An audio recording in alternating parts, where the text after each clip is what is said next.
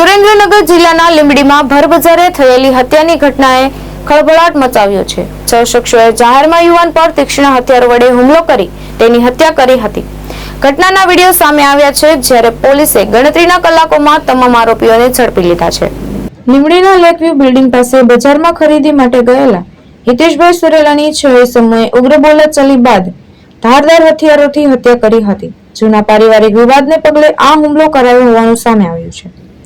બનાવ બાદ પોલીસે તરત કાર્યવાહી કરી તમામ આરોપીઓને પકડી ઘટનાનું રિકન્સ્ટ્રક્શન કર્યું છે। આ મામલે પોલીસે બીએનએસની વિવિધ કલમો હેઠળ ગુનો નોંધી વધુ તપાસ હાથ ધરી છે। લીંબડી બજાર વિસ્તારમાં લેક વ્યૂ કરીને જગ્યા આવેલી છે, ત્યાં એક બનાવ બનેલો હતો। આ બનાવની અંદર ફરિયાદી દીપકભાઈ સન ઓફ કાળુભાઈ ભાવાભાઈ સુરેલા જે છે, એમની ફરિયાદ મુજબ એ પોતે મરણ જનાર હિતેશભાઈ હેમુભાઈ સુરેલા અને અન્ય એમના એક મિત્ર જે છે એ બજારની અંદર ખરીદી માટે ગયેલા હતા।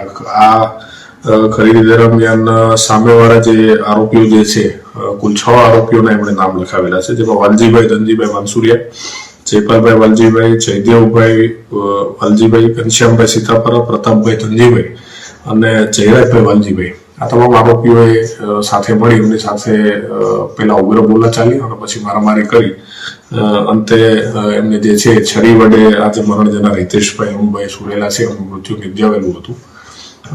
આ સમગ્ર બનાવ પાછળનું કારણ એવું હતું કે અગાઉ આજે મરણ જનાર હિતેશભાઈ હેમુભાઈ જે છે એમના ભાઈની દીકરી અને અગાઉ આરોપીઓ જે છે એ બગાડીને લઈ ગઈ અને એની સાથે લગ્ન કરેલા હતા।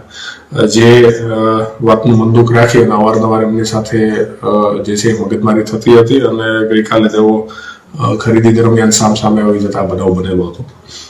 બનાવ બનતાની તુરંત જ થોડી વારમાં જે આ બાજુની જે પોલીસની પેટ્રોલિંગની ટીમ છે એને આ બાબતે ધ્યાને આવતા તાત્કાલિક જ આમાંથી 4 જે આરોપીઓ જે છે એની જે છે ગઈકાલે એમને હસ્તગત કરી અને અટકાયત કરવામાં આવેલી હતી અને એ પછીના બીજા જે 2 આરોપીઓ બાકી હતા એમને પણ ખૂબ જ ઝડપથી પકડી અને બાકીના 2 આરોપીઓ ઘનશ્યામભાઈ અને જે જયદેવભાઈ બંને પણ પકડી પાડવામાં આવેલા છે અને આગળની જે તપાસ જે છે એ લીંબડી પોલીસ સ્ટેશનના પીઆઈ ચલાવી રહેલા છે। હાલ જે છે એ લીંબડી પોલીસ સ્ટેશનમાં બીએનએસની કલમ 103(1), 189, 191, 190, 115, 118, 351, 352 અને જીપી એક્ટની કલમ 135 મુજબનો ગુનો દાખલ થયેલો છે અને આરોપીઓ જે છે હાલ કસ્ટડીમાં છે।